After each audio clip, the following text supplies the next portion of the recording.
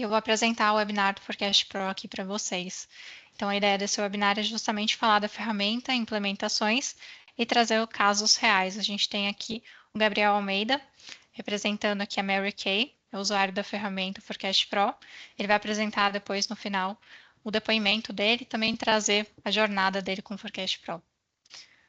Ok? Perfeito. Alguém quer se apresentar, comentar algum ponto aqui no início do webinar? Ok? Bem, então a gente vai passar aqui pela agenda. A ideia é a gente falar um pouco sobre a Belge, né? Quem somos, passar também pelos desafios atuais da previsão de demanda e também trazer aqui as soluções para um processo de S&OP de sucesso. A gente vai falar aqui das etapas, das fases do S&OP. E também falando da parte de tecnologia e Forecast Pro, eu vou trazer aqui um demonstrativo ao vivo para vocês verem a ferramenta. E depois a gente tem a parte de benefícios e aplicações práticas, trazendo o case aqui real do Gabriel. Caso vocês tenham qualquer dúvida ou pergunta, fiquem à vontade para enviar no chat. A gente vai abrir no final para responder todas elas. E também, se alguém quiser tirar o microfone e comentar em algum momento, fiquem à vontade. Bem, falando um pouquinho da Belge, a Belge é uma empresa de consultoria especializada em métodos quantitativos, já está no mercado já há 30 anos e gosta de trazer inteligência em processos e otimização das operações. Aqui a gente tem grandes números, então são mais de 1.700 projetos de sucesso acumulado em toda essa jornada, são mais de 3 bilhões de dólares reportados pelos nossos clientes como saving, e 9 das 10 maiores empresas do Brasil são clientes da Belge, segundo a revista Exame. E aqui a gente tem um indicador muito interessante, que é em relação à recorrência dos clientes nos contatarem para novos projetos. Então, 80% dos clientes são recorrentes em múltiplos projetos. Então, significa que a gente está fazendo a lição de casa direitinho. E aqui a gente vai focar bastante no webinar em relação à parte de previsão de demanda, falando do Forecast e S&OP. A gente tem outras atuações aqui na Belge, então frentes como Network Design, Torre de Controle, Digital Twin, Big Data e outros. Então, a gente tem webinars específicos para essas outras frentes, e a gente convida vocês a participarem também. Falando do forecast, então a ideia aqui é justamente a previsão de demanda. É a gente conseguir identificar outliers, tratar e categorizar eventos. Então, eventos são situações que aconteceram no passado e que podem voltar a acontecer no futuro. Promoções, campanhas, greves, falta de produtos, pode ser algo positivo ou negativo. A gente tem também a forma como que a ferramenta trabalha, sendo a parte de série temporal ou regressão dinâmica. A gente consegue fazer previsões de curto a médio prazo, olhando com base no histórico, mas também conseguimos fazer a regressão dinâmica, fazendo previsões para qualquer horizonte de prazo, inclusive prazos mais longos, mais estratégicos. Aqui correlacionando com variáveis de mercado. E também a gente consegue trazer a colaboração. Então, é a percepção de áreas estratégicas da empresa para colaborar com base naquele número matemático, aquele número estatístico. Então, você consegue centralizar o seu processo de S&OP por ali. E aqui a gente tem, então, a vantagem da ferramenta trabalhar análise qualitativa e quantitativa em paralelo. E um outro ponto que a gente tem também é trabalhar com hierarquias de produto. Então, eu posso trabalhar com famílias de produto, posso trabalhar, por exemplo, por regional, por centro de distribuição. Então, posso fazer essa quebra como for melhor neste projeto. E aqui apresentando alguns clientes, né? A gente tem o nosso maior ativo são os nossos clientes, então diversos na parte de indústria, consumo, papel e farmacêutica. Esses são todos os clientes do portfólio da Belge, em todas as gamas de atuações que nós temos, então desde a parte de previsão de demanda até a parte de simulação, torre de controle e consultoria logística. Então, apresentando alguns deles, inclusive vocês podem estar trabalhando em uma dessas empresas que a gente apresenta aqui. Então, na parte de indústria, consumo, papel farmacêutica, a gente tem grandes como Klabin, Suzano, Unilever. Operadores logísticos e portos, a gente tem aqui a Penske, a DHL, a Syncreon. Química, petroquímica, mineração, grandes como Vale, Petrobras, clientes de longa data, também usuários da ferramenta. A parte de agro, então também temos grandes clientes. Siderurgia, então aqui temos a Gerdau, um cliente bem grande. Varejo eletroeletrônico, Mercado Livre e máquinas e equipamentos. Então aqui bastante clientes em diversos setores. Na parte automotiva, bebidas e alimentos e na parte de serviços.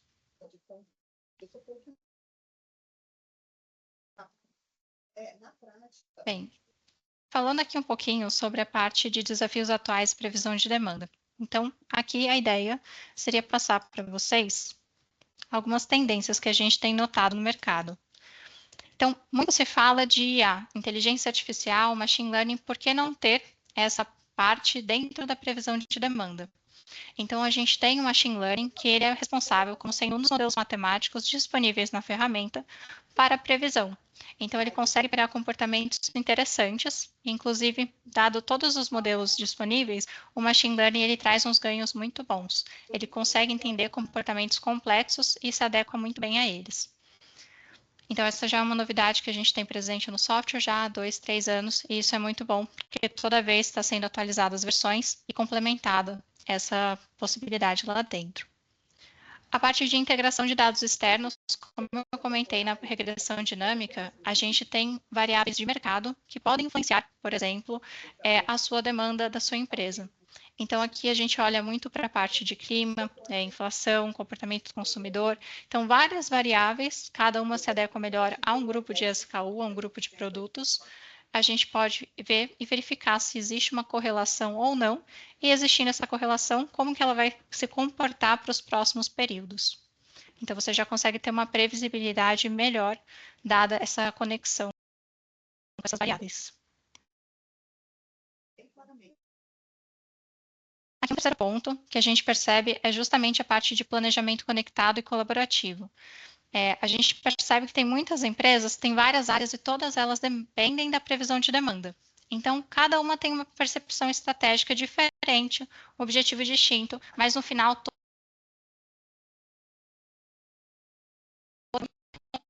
centraliza. Você conecta essas áreas, você consegue ter insights interessantes, colaborações que vão ajudar melhor a esse planejamento de demanda.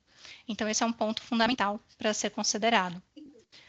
E a parte de Digital Twin para S&OP. Então, também um quarto ponto, uma quarta tendência que a gente nota por aqui é de você conectar a simulação de processo também com a previsão de demanda. Então, você consegue ter o input de um sendo o output de outro. E isso é bom para você programar a sua capacidade produtiva e tudo mais que você tiver que dependa dessas variáveis. E aqui a gente tem os desafios recorrentes, que a gente vem vendo ao longo do tempo e continuam sendo uma tendência. A parte de lançamento de novos produtos, você tem um produto novo no seu portfólio, que você ainda não tem feito, por exemplo, um histórico bem robusto dele, então você tem poucos meses ou até acabou de ser lançado, você não tem nenhum histórico. Como que você vai tratar situações como essa? São bem desafiadoras, mas tem tratativas dentro da ferramenta. A gente tem a parte de produtos com um comportamento que dependa de variáveis de mercado. Então, cada vez mais essa flutuação do câmbio, alterações de políticas comerciais, tudo isso afeta mais alguns mercados que dependem da importação e exportação.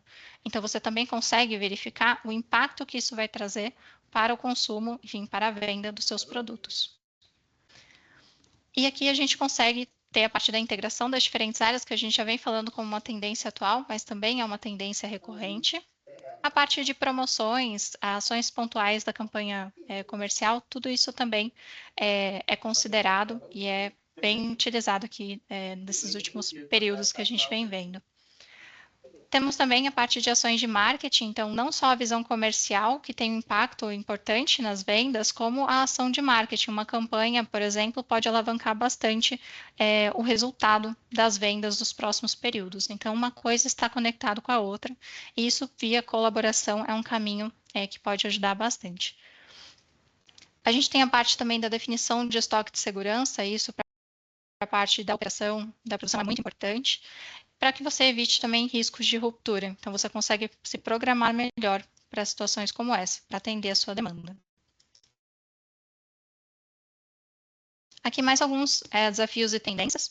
É o comportamento da pós-pandemia, então muitas das pessoas ainda nos perguntam, né, em relação ao período da pandemia. Continuo considerando ele no meu histórico ou retiro? Aí tudo vai depender. Se para vocês a pandemia não afetou tanto, não foi tão impactante, você poderia mantê-la. Mas se ela já impactou muito, você já tem mais de 3 anos de histórico, então a pandemia já se passou, já faz um tempo, você pode desconsiderá-la, já que foi um movimento atípico, porém que mudou o comportamento pós-pandêmico. Então, a gente teve o antes da pandemia, que era um comportamento, o durante a pandemia e o depois. Então, tudo isso vai depender de como a base de vocês está sendo considerada nesses 3 períodos. A parte de canibalização de itens, então você ter itens no seu portfólio que podem canibalizar outros, ou você está juntando 2 produtos em um só, então tudo isso também pode ser tratado e considerado. E a parte de definição de meta para times comerciais. Então, também é um ponto interessante para vocês utilizarem, tendo um balizador mais realista, como a previsão de demanda, baseada em modelos matemáticos, e contando com percepções mais subjetivas, estratégicas, uma coisa complementa a outra, você consegue traçar metas mais factíveis para o seu time comercial. E aqui a gente tem alguns impactos. Então, quais seriam as consequências de uma má previsão de demanda? Então, custo de estoque, o que a gente não deseja. Então, estoque parado, muitas das vezes são produtos perecíveis, então você acaba perdendo aquele estoque. O custo de falta, você ter demanda, você não conseguir atender a sua demanda porque você não tem produto suficiente, ou às vezes o produto não está onde deveria estar. E para isso, qualquer uma das situações acima, você vai ter que alterar a programação da produção. Então, ela não vai conseguir atender ou seguir a mesma sequência que ela já tinha, porque você vai ter que se adequar ou para produzir mais ou para reduzir a sua produção. E a questão da alocação equivocada de produtos ao longo da cadeia. Então, às vezes, você pode ter muito produto onde deveria ter pouco e pouco produto onde você deveria ter muito. Isso também não é desejado. E aqui a gente detalha um pouquinho mais sobre esses impactos que a gente percebe ao longo dessas etapas. Então, a gente tem um ponto ótimo, que seria onde a nossa previsão ela está bem em linha com o nosso consumo, com os que os clientes demandam. Porém, a gente pode ter uma coisa que vai um pouco para mais ou um pouco para menos, sendo o excesso a falta de estoque.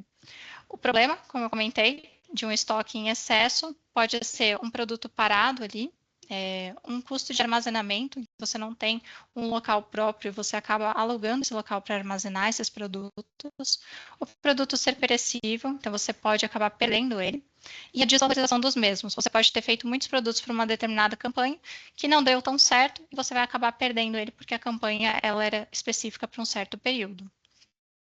Então são coisas e situações que a gente quer evitar. E, por outro lado, a gente tem o custo da falta. Então, aqui seria justamente a ruptura de estoque, que a gente não quer. Perda de oportunidade de vendas, então o cliente ele precisa daquele produto, ele não consegue com a empresa, ele acaba indo para o concorrente para pegar um produto de lá. Então, você pode ter esse custo de perda do seu cliente, além da perda daquela venda. E você não vai atender a demanda, tendo esse risco dele ir para o concorrente. A gente tem aqui também a parte dos impactos na operação. Como comentado, independente da situação, se for excesso ou falta de estoque, você vai precisar reprogramar toda a sua parte de produção.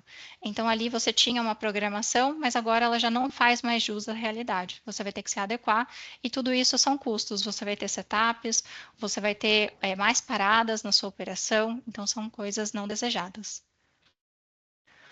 E aqui outros impactos que você pode ter na logística é quando você não tem esses materiais ou esses produtos bem distribuídos na sua cadeia de suprimentos. Então, isso acaba também prejudicando a sua venda desses produtos. Então, o ideal seria a gente ter aqui uma demanda bem alinhada com o que realmente o mercado solicita.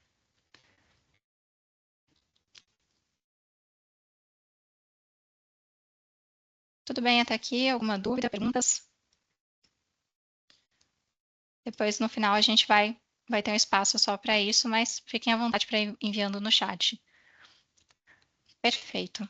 Então, aqui a gente vai falar um pouquinho das soluções para um processo de S&OP de sucesso. E, posteriormente, a gente chega na ferramenta para o demonstrativo ao vivo.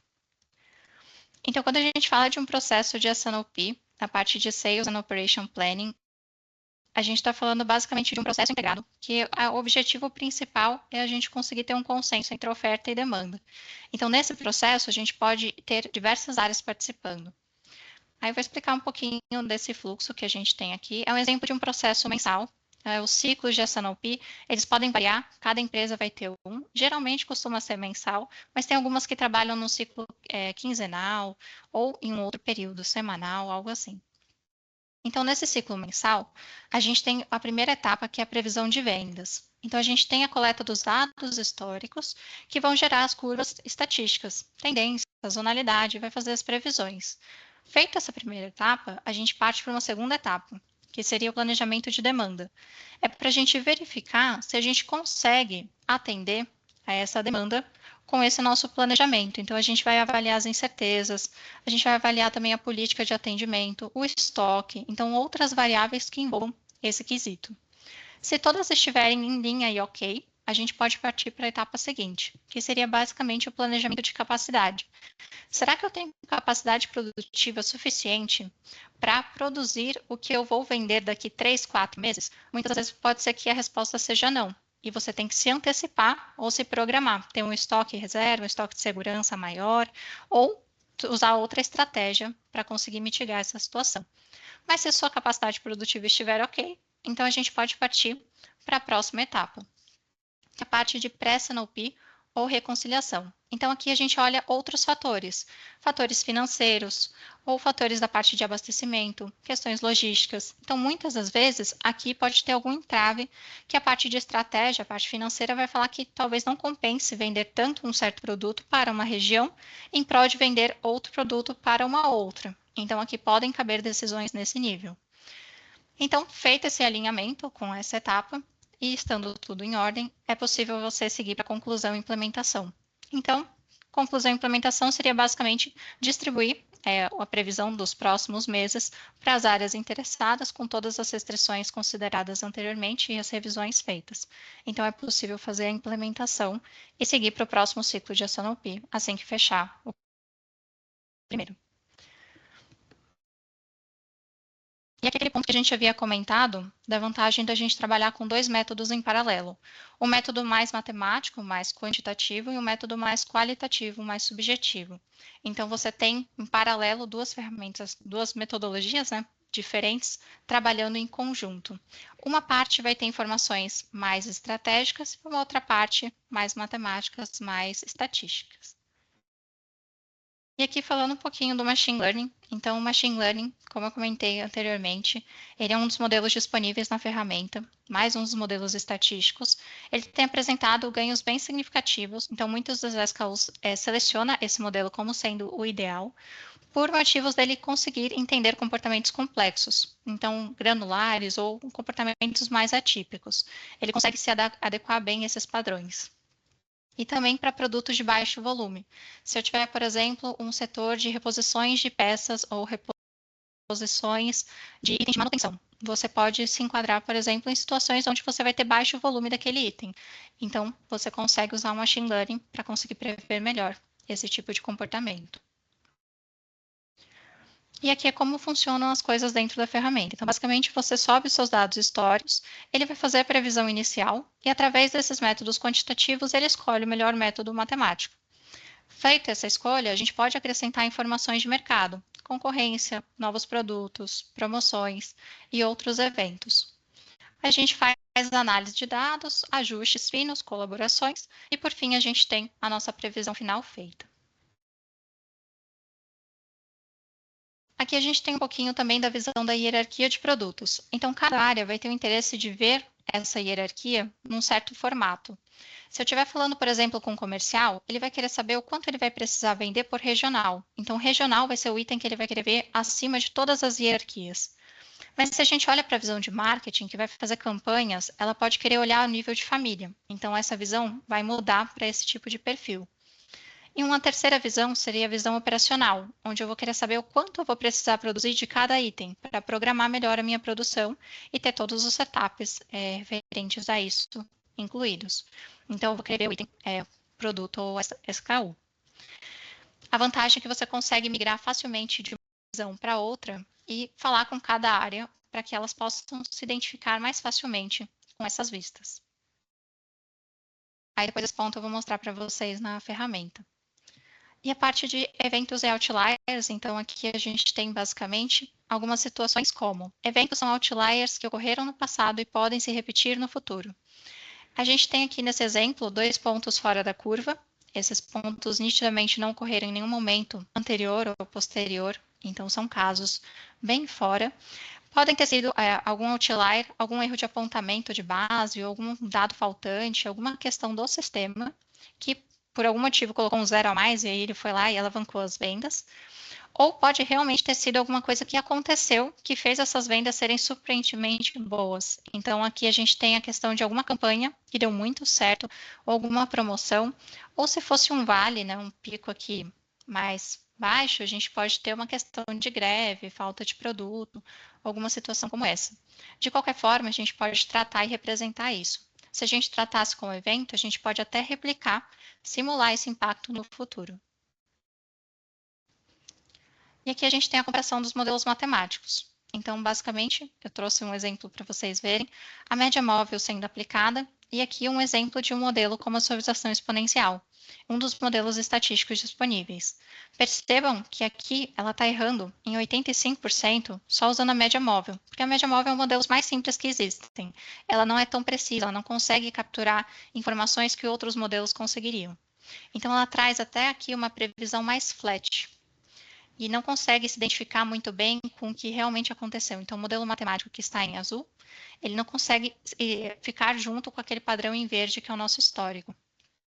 Diferente desse modelo aqui do lado, que a gente já consegue ver um padrão bem mais interessante, tanto para a previsão futura, quanto também ele ajustado ao nosso histórico. Tanto aqui, a gente percebe que um MAPE aqui está bem melhor, está um MAPE de 37%, comparativamente com o outro MAPE apresentado. E aqui, quando a gente fala de colaborações, a gente pode ter vários níveis de colaboração.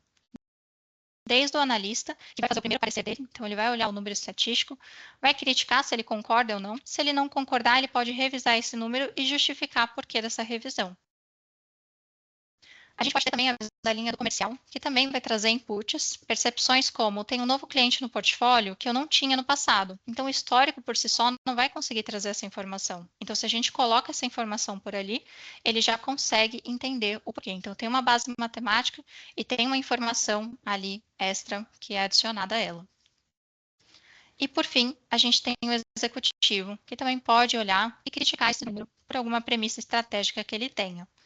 Alguns meses você pode ver que nenhuma colaboração foi feita, em outros, uma ou mais foram imputadas. E no final a gente pode ter um consenso final. Visto todas essas colaborações, o que a gente vai decidir no final das contas? Vai ser qual número? Então é feito esse fechamento aqui, nessa última linha. E aqui a gente tem a parte de acompanhamento de performance. Quando a gente fala de MAPE MAD, é quanto a gente está errando em percentual, não estou olhando se é para mais ou para menos, é um valor absoluto. E MAD é quanto a gente está errando em unidades, também um valor absoluto. Então, a literatura fala muito no número mágico de 10%, 10 a 20%. A gente sabe que é difícil chegar nesse número, algumas empresas toleram MAPEs maiores, mas aí tudo vai depender da empresa e do setor. Então, pensando aqui na literatura, nos 10 a 20%, a gente quer ver até quando a gente está prevendo um número muito bom e até que período a gente precisa mudar essa estratégia ou ter mais meses de histórico. Então, aqui a gente tem alguns relatórios de desempenho que vão trazer essa informação. Então, mês a mês, eu consigo olhar e criticar. Percebo que aqui nos 6 meses está indo muito bem, chega no 18º mês, eu já começo a ter MAPEs maiores, de 35%. Então, eu vejo que até 18 meses, para esse exemplo, eu estou indo muito bem. E pode variar para mais ou para menos em outros casos. E aqui a gente tem a parte da Tecnologias e Forecast Pro, onde eu vou apresentar para vocês um pouquinho da ferramenta. Então, o Forecast Pro, ele foi desenvolvido por uma empresa norte-americana, que a gente chama de BFS. Eles surgiram lá no MIT, nos Estados Unidos, e estão há 34 anos no mercado de software de previsão, sempre trazendo melhorias. Então, esse é um ponto muito bom e muito positivo. Inclusive, eles escutam bastante os feedbacks dos clientes em relação a funcionalidades novas, e vão sempre lançando essas funcionalidades por ali. São mais de 40 mil usuários que utilizam a ferramenta ao redor do mundo e aqui participam de competições anualmente e ganham com uma ferramenta com maior acurácia. E, como comentado, tem Machine Learning no portfólio de modelos estatísticos. Aqui a gente tem algumas vistas possíveis que vocês podem criar de gráficos, tirar conclusões, inclusive desses indicadores que a gente comentou há pouco. E aqui eu vou fazer uma demonstração ao vivo para vocês conhecerem um pouquinho da ferramenta. Vou aproveitar aqui para trazer o Forecast Pro aqui na tela. Então, essa interface do Forecast Pro, eu vou abrir aqui uma base de dados histórica. Eu posso importar isso em diferentes formatos. Eu vou importar no formato em Excel, mas poderia importar no formato MLT ou ADBC. Então, aqui a gente tem o exemplo da padaria. Eu vou abrir ele aqui para vocês. Ele vai carregar o Machine Learning, mas é assim que ele carrega, é bem rápido, é menos de 1 minuto, e vale a espera pela assertividade que ele traz para a gente. Muito diferente se a gente fosse fazer na mão e também não constar com todos esses modelos estatísticos que ele tem disponível. Então, assim que ele concluir, a gente vai explicar um pouquinho como funciona esse exemplo dessa padaria. Então, essa padaria ela tem uma quebra de hierarquias, que eu vou apresentar para vocês agora. Então, a gente tem esse total dessa padaria, tem duas linhas de produtos principais, que são os cakes e os muffins, e abaixo deles a gente tem os principais clientes. E abaixo dos clientes, os SKUs. Então, posso ter um cake de morango, um cake de chocolate e tudo mais, então cada SKU vai representar um desses itens. E aqui percebam que eu só subi a base histórica e ele já fez a previsão automaticamente para mim. Então, ele faz isso usando a seleção especialista, que é um robozinho que escolhe o melhor modelo matemático que se enquadra para cada item. Então, essa parte é boa. Então, ele vai pegar, vamos supor, num exemplo, 36 meses de histórico. Ele ignora os 6 últimos meses, como se eles não estivessem na base, testa nos 30 meses, testa o modelo 1, modelo 2, modelo 3. Ele é muito bom no histórico, mas ele tem que ser tão bom quanto na previsão. Então, a gente percebe que ele vai ter lá o gabarito e ele vai comparar o quanto ele desviou. Ele acumula esses desvios e vai falar assim, ok, o modelo estatístico que errou menos para este item foi tal modelo. E ele escolhe este como sendo o ideal. Ele faz vários testes e dessas rodadas ele escolhe aquele como sendo mais assertivo. E a gente consegue até ver aquelas cores que a gente havia comentado, o do nosso histórico, os valores ajustados, que são os valores estatísticos. E aqui a gente tem do lado direito a previsão. A gente tem um relatório que disponibiliza todos os testes que foram feitos. Então, aqui ele testou dos 13, mais de 10 modelos disponíveis. Ele testou esses 3 como sendo mais assertivos e ele falou assim, este, que é a suavização exponencial, errou menos nesse teste acumulado de desvios. Então, ele foi escolhido. O quarto, que errou mais, ele nem colocou na lista porque ele errou um tanto mais. Então, ele nem disponibiliza aqui para a gente ver. Ele traz outras informações, a parte importante é da gente olhar o MAPE e o MARGIN. Então, para ver o quanto a gente está errando e quanto a gente, por consequência, deixou de acertar. Então, aqui ele vai variar item a item, a gente já consegue ter essa variação no relatório. Aqui também tem uma sugestão de estoque de segurança que ele propõe com base no nosso histórico. E como eu comentei, vocês têm a parte das linhas de revisão. Então, aqui eu já vou editá-las para vocês verem um pouquinho. Sobre os modelos estatísticos, vocês podem forçar um modelo diferente do escolhido. Às vezes o segundo melhor e o primeiro estão com uma distância tão pequena de desvios, e para você faz mais sentido o segundo, existe uma funcionalidade para isso que a gente chama comparar previsões. Então você consegue testar previsões diferentes, plotar ela aqui graficamente na tabela e verificar, será que essa faz mais sentido, a outra faz mais sentido? Você compara e escolhe qual você gostaria. Então, nesse caso, quando você estiver na dúvida entre a primeira e o segundo modelo. Na prática, o que a gente comenta é, se você não tiver uma estratégia para mudar o modelo estatístico, mantenha o que a seleção especialista, o que o robozinho escolheu. Afinal, ele teve todo um trabalho pesado para fazer essa escolha. Perfeito. E aqui a gente tem também a parte de eventos. Então, eu vou apresentar para vocês um exemplo de aplicação de eventos. Eu tenho essa situação onde eu tenho 2 picos que no passado eu não tive nada igual. Então, eu posso vir aqui e criar. Então, eu tenho aqui, por exemplo, uma promoção. Tudo que eu faço pontualmente na ferramenta, eu posso fazer em carga. Então, aqui, esse evento, eu posso subir uma lista de eventos já vinculadas a esse meu histórico. Então, percebam o que vai acontecer quando eu selecionar aqui esses 2 picos. Então, se eu seleciono a promoção e eu dou um aplicar, essa nossa curva em vermelho, ela já entende, opa, esse pico faz parte do histórico, ele realmente aconteceu, foi um evento. E aqui nesse outro item, eu vou fazer a mesma sinalização. Apliquei aqui o evento.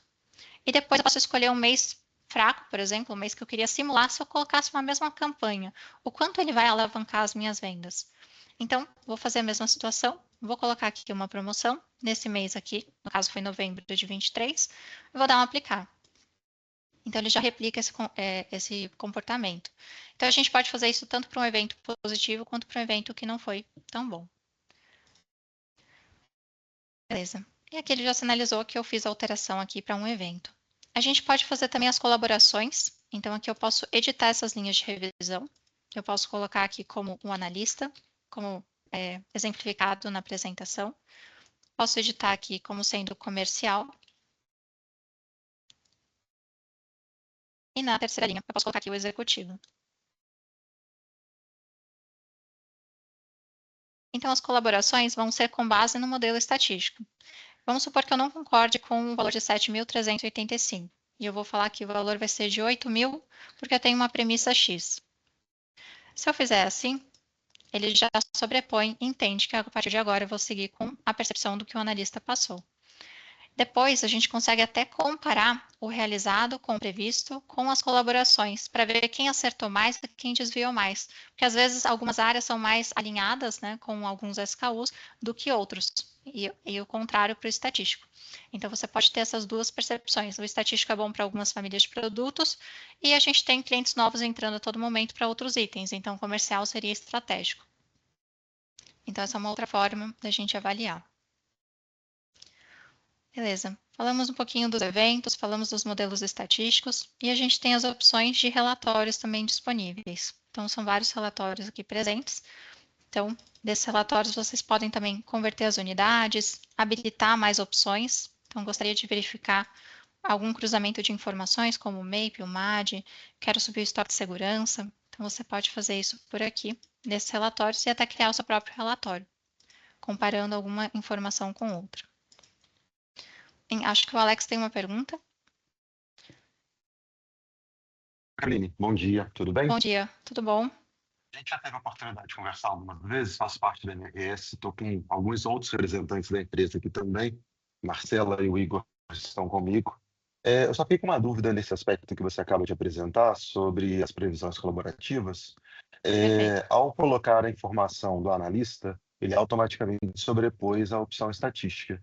No caso de um conjunto de sobreposições, eu tenho do analista, eu tenho do comercial, eu tenho do executivo, a decisão final da proposta ela é tática ou o sistema nos auxilia alguma coisa também nesse aspecto? Excelente pergunta. Em relação a isso, ele vai escolher o último campo preenchido. Então, nesse caso, se o comercial foi o último que colocou a colaboração e o consenso, por exemplo, o executivo não colocou nada a mais, então ele vai seguir com o que o comercial falou. Mas eu poderia ter uma linha de consenso que vai tomar a decisão de qual linha eles querem escolher. Vai voltar para o estatístico, vai escolher o analista ou o comercial. Então, você pode ter essa flexibilidade de escolha. Ok, obrigado. Imagina, que é isso. Perfeito. A gente tem também algumas perguntas no chat. Vinícius? Oi, Carol. Não, só de avisar que tem duas perguntas no chat mesmo, do Nelson. Tá certo. Então, aqui olhando as perguntas, qual seria a fórmula, modelagem matemática utilizada no cálculo de estoque de segurança? A gente tem aqui algumas informações, depois eu posso enviar para o seu contato quais seriam os parâmetros, mas ele considera aqui a demanda durante o lead time, o limite de confiança acumulado para esse período, e também ele soma aqui esse fator com o nosso estoque de segurança. E isso vai variar de item a item. A gente tem a equação completa, depois eu posso passar essa base estatística.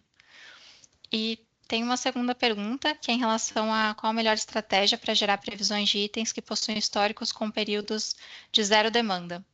Nesse caso, a gente poderia tratar de algumas formas. Uma seria tratar um evento. Então, se foi um período zerado por algum motivo, a gente trata como um evento e entende que existem situações que isso vai acontecer. Ou pode acontecer desse produto estar zerado porque ele está sendo descontinuado. E se ele for descontinuado, a gente pode tratar ele aqui. Então, descontinuar ele a partir de um determinado período. Então, também é uma outra forma de tratar. Mas aí depende muito caso a caso. A gente teria que avaliar ali a base para entender qual situação isso se enquadraria. Mas perfeito. Mais alguma dúvida, perguntas? Imagina. Ok. Então, da sequência aqui, eu falei um pouquinho da parte dos relatórios. A gente tem também a opção de trazer conversões de medida. Então, vamos supor que eu queira converter tudo que eu estou vendo aqui em unidades para unidades monetárias. Então, eu posso subir aqui uma base de conversão. Então, vou subir aqui essa nossa conversão. E vamos supor que eu vou alterar aqui tudo para dólares. Quando eu faço essa alteração, todos os gráficos, todos os relatórios vão ficar nessa unidade. Eu posso simplesmente vir aqui, salvar esse relatório e enviar para a área que precisa dessa informação nessa unidade de medida.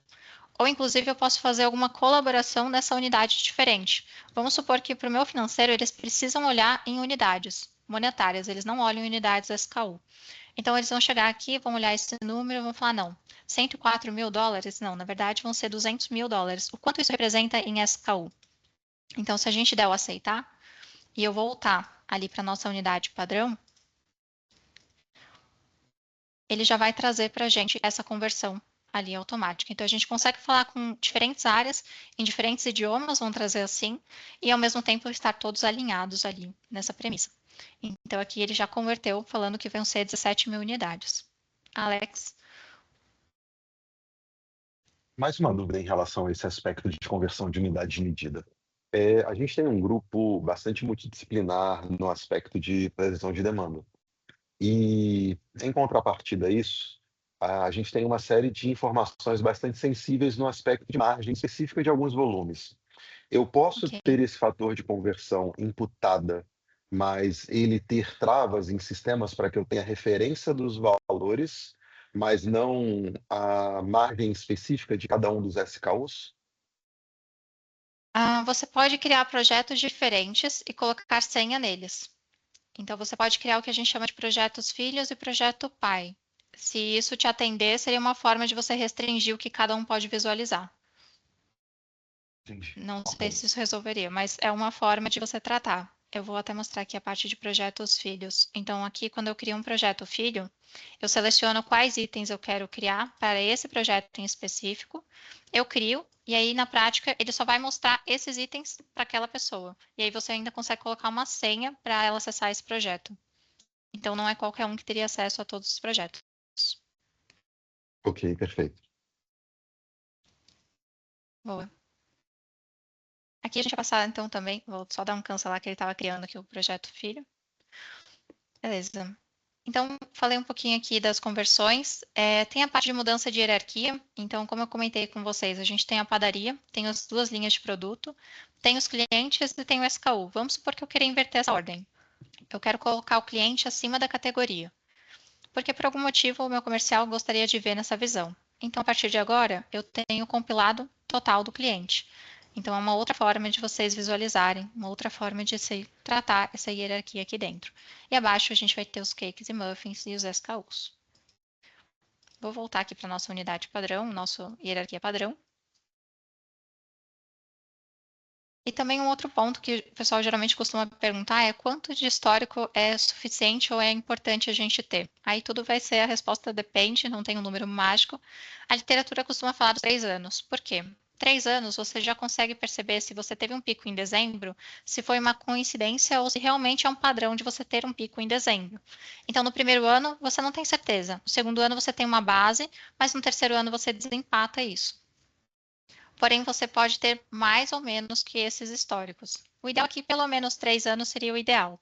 Muito mais do que 3 anos, por exemplo, 15, 20, 30 anos, a empresa mudou bastante, os SKUs mudaram muito.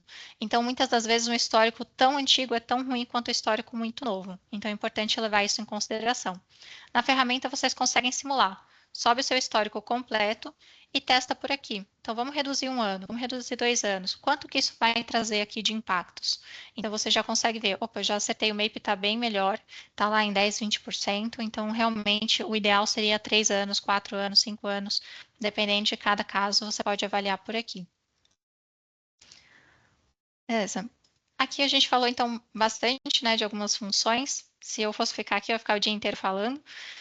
Mas a gente tem outras formas que vocês podem importar. Então, aqui no gerenciador de dados, eu posso importar dados externos, variáveis de mercado, posso importar filtros, se eu tenho um pareto específico da empresa ou algum outro critério de categorização que eu queira usar.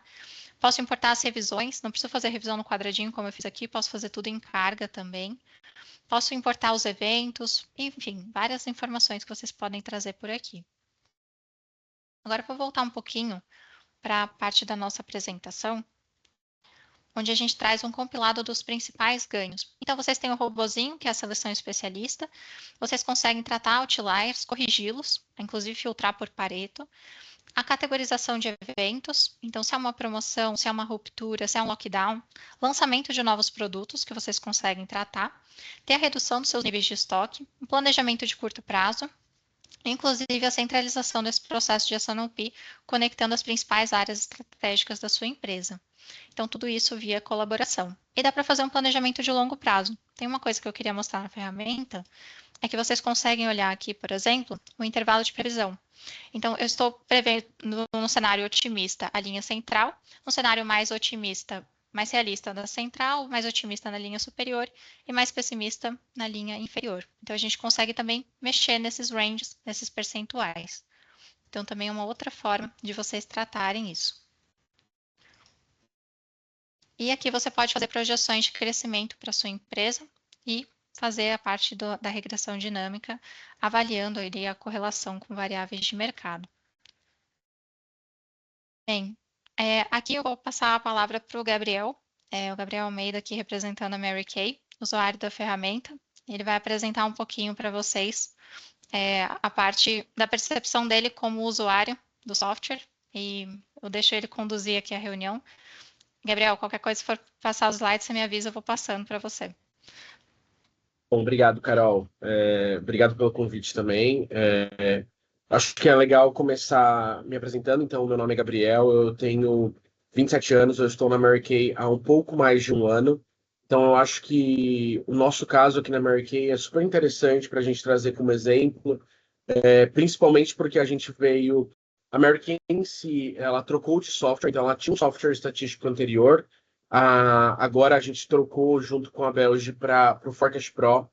Mas mais interessante que isso é que eu, na minha antiga atuação, na minha antiga empresa, não utilizava software nenhum de planejamento de demanda. Então a gente usava basicamente só o Excel. A gente tinha bolado um Excel com algumas fórmulas bem legais, estatísticas e tal, mas era algo 100% no Excel.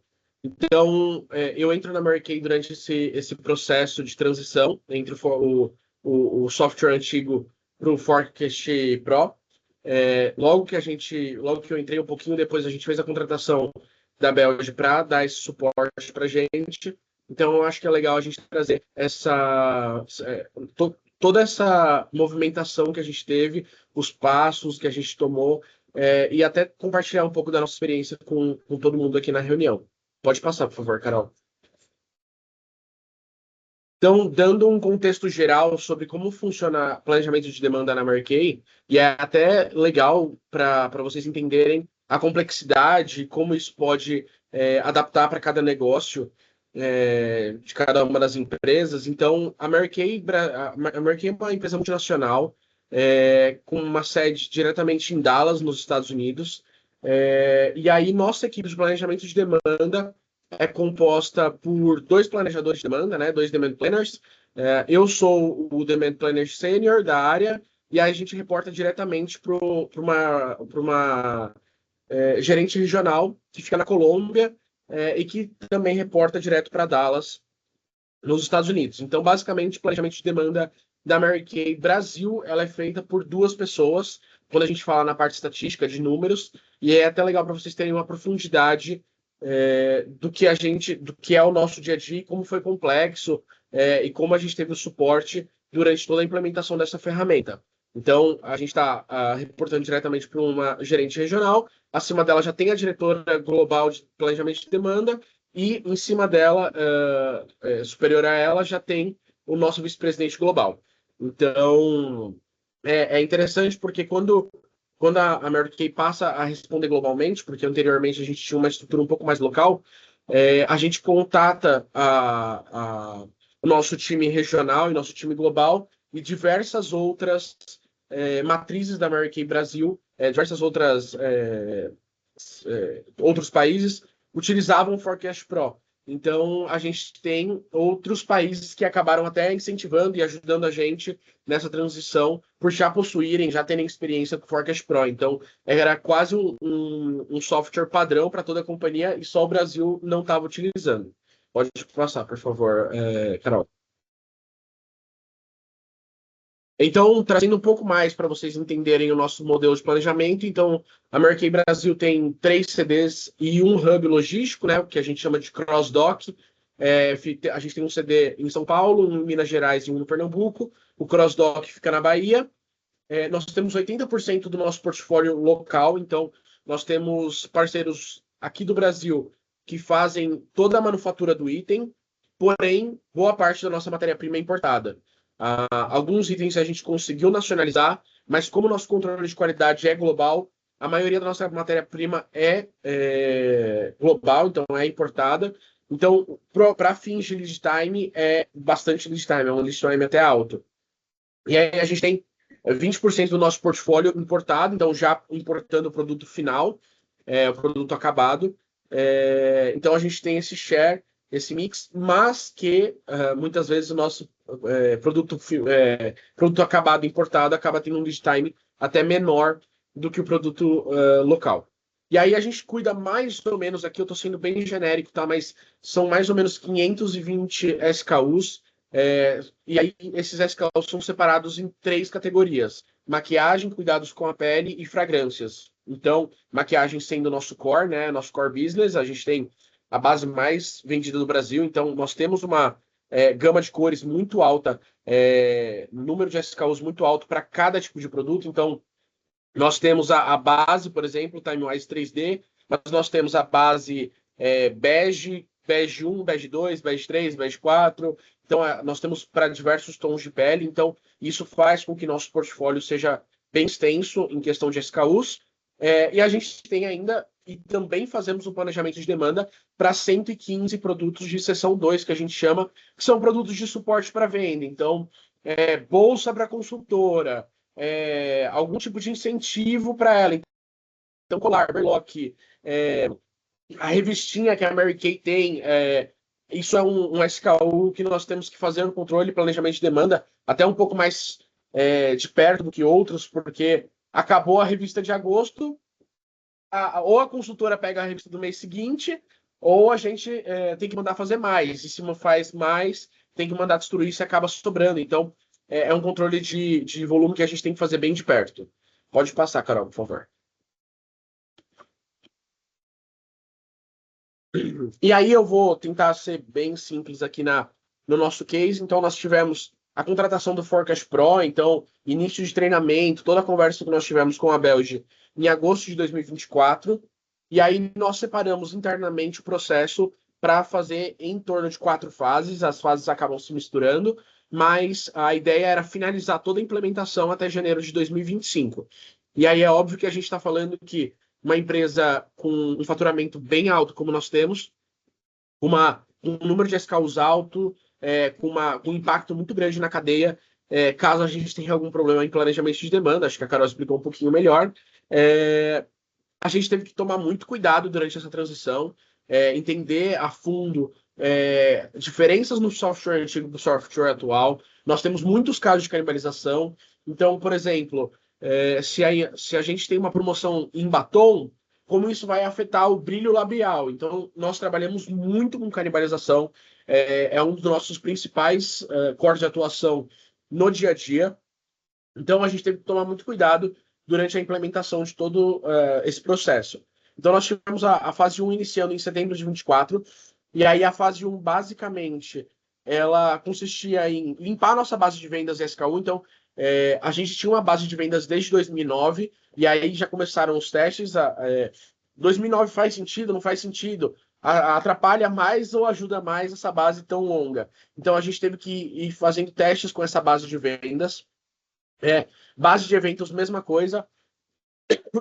A Carol comentou que sobre a base de eventos, e aqui a gente usa muito a base de eventos. Então, o item estava em promoção, não estava em promoção. Um item parecido estava em promoção, não estava. Então, canibalização direta, indireta, tudo isso impacta muito. Então, por exemplo, uma promoção de um item a canibalização pós-promo dura quanto tempo? Então, às vezes, a gente tem uma canibalização pós-promo de 3 meses. Ele super vende no mês, mas nos meses seguintes, as consultoras e as clientes estão super estocadas desse produto. Então, às vezes, a cliente comprou 2, 3 bases iguais porque estava aproveitando a promoção, então demora um pouco para voltar a comprar. Então, tudo isso deve ser considerado. Então, tudo isso foi basicamente uma parte total de database. Então, limpar a base de eventos, limpar a base de vendas, entender e tirar uma foto do forecast gerado pelo Forecast Pro para a gente entender depois o quanto ele estava assertivo ou não, quanto fez sentido ou não esse forecast. Então, foi um mês basicamente para ajustar e limpar a casa, entender o que a gente precisava ajustar. Depois a gente teve a fase 2, onde a gente pega nossos produtos curva A para fazer testes bem profundos. Gera o forecast, vai item a item, entende um pouco mais profundamente o que foi o forecast gerado, quais são os impactos desse forecast, faz teste, muda evento, tira evento, coloca machine learning, coloca na mão, escolhe na mão, ignora a seleção especialista, usa a seleção especialista. Então a gente pegou ali produtos cobaia para a gente entender quais eram os impactos e quanto o Forecast Pro conseguia ajudar a gente nesse dia a dia, nessa nova etapa. Isso foi durante todo o mês de outubro e metade do mês de novembro. Em novembro, a gente já pegou um modelo estatístico, gera um modelo estatístico, vemos o que a gente tem atualmente, vê quais famílias fazem mais sentido adotarem o novo forecast. Então, a gente só tinha pego os produtos Hero, né? Agora a gente já estava falando de pegar toda a família. Então, por exemplo, a gente vai pegar bases e olhar só para bases, fazer só os modelos de base. Vamos olhar batom, olha só batom, modelos de batom, formas de batom. Então, tudo isso, a gente escolheu algumas famílias específicas que tinham menos variações, menos histórico de stockout, uma demanda um pouco mais regular para que a gente conseguisse fazer esses testes e adentrar, né, no detalhe desses produtos com um pouco mais de qualidade, para aí sim compartilhar com os outros produtos. A fase 4 foi basicamente ali ajustes finos. A gente fez uma apresentação prévia para o VP Brasil sobre melhorias, processos, apresentamos quais eram os ganhos de agosto até então, todas as fases, os resultados que a gente teve, e aí fizemos uma apresentação para ele super legal, para que ele entendesse como estava o andamento do projeto. E aí, finalmente, em dezembro ainda, a gente, nessa fase 4, a gente iniciou o uso em todos os itens de seção 1, que é o que a gente chamou ali de produtos para venda. Então, todos os nossos produtos já estavam rodando e usando o Forecast dentro do Forecast Pro já em dezembro. E aí a gente teve na fase 5, né, a fase final, implementação dentro do SNOP. Ainda existem diversas melhorias que a gente vai construindo, obviamente, ao longo da implementação, mas aí sim a gente pegou uma reunião só para apresentar para todos os atendentes do ciclo da SNOP quais eram as principais mudanças, como eles poderiam colaborar. A princípio, a gente não quis abrir essa parte de colaboração, a gente achou que e talvez assustasse um pouco, o pessoal podia acabar dando um pouco mais de pitaco na demanda. Então, a ideia foi apresentar o novo modelo, fazer com que as outras áreas confiassem no software, assim como nós até então estávamos confiando, já estávamos confiando, e aí as outras áreas começarem a sentir um pouco de firmeza no forecast construído. E aí, desde então, a gente vem tendo melhorias contínuas, então, dentro do ciclo, apresentando resultados, apresentando gráficos, apresentando ideias. Nós tivemos ali, entre janeiro, se a gente comparar só os períodos de janeiro e julho de 2024 para janeiro e julho de 2025, nós já tivemos um desempenho ali 20% melhor em relação à acuracidade. E aí, obviamente, isso não é só recorrente do software, mas sim toda a mudança que gera reflexões, ideias na cadeia, mostrar no novo software a nossa forma de estudar planejamento de demanda para todo o ciclo de SNOP, gera legais propositivos que, junto ao software, essa ideia, essa melhoria, com certeza, tem um significado muito grande para a companhia como um todo. que tem um ciclo de S&OP bem complexo. Pode passar, Carol, acho que é isso. É isso mesmo. Muito E aí eu obrigada, acho Gil. que eu vi que teve algumas perguntas aí no chat. Eu vou responder o que compete a mim, tá, Carol? E aí, se você me permite, e aí, Tranquilo. se tiver mais algum ponto que você quiser complementar do seu lado da parte técnica, é super produtivo.